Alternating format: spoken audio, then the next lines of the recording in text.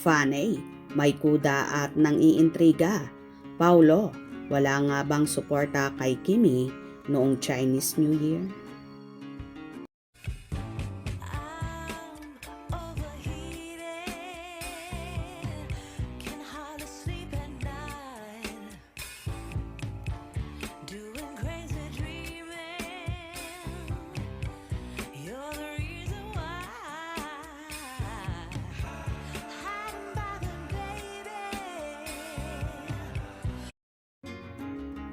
Successful ang inorganize ni Kim Chiu na Chinese New Year celebration para sa kanyang family, friends at staff sa kanyang bahay. Ramdam ang pagiging proud niya na mag-isa niya ang binuo at nairaos ng bongga ang party sa kanyang post sa Instagram. Hindi raw naging madali ang ginawa niyang preparasyon. Preparation was not easy. There were moments of pressure, exhaustion, and doubt. But I am so proud that I pushed through and was able to squeeze everything in, and it turned out even more beautiful than I imagined. Chika ni Kim. May hugot din si Kim sa pagbuo niya ng party.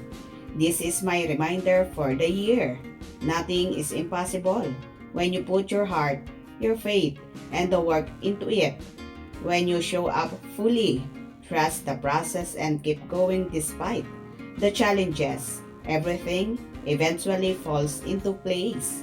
May this year be a reminder that hard work, intention, and courage will always lead you exactly where you are meant to be.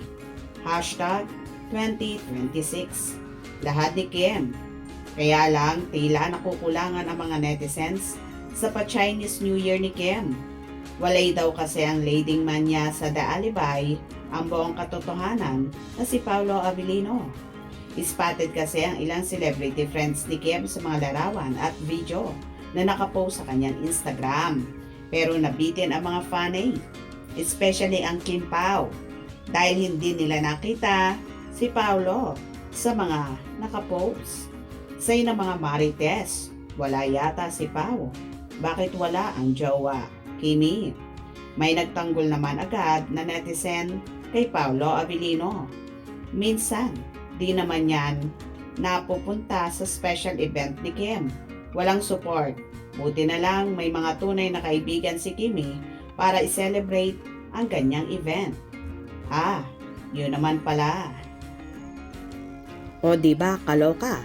Tila nang iintriga pa nga ang fanay na ito kung saan sinasabi niyang wala raw suporta si Paolo Abilino kay Kimi sa nagdaang celebration ng Chinese New Year. Anong magiging reaction nyo dito? Hope you enjoyed. Please subscribe for more info.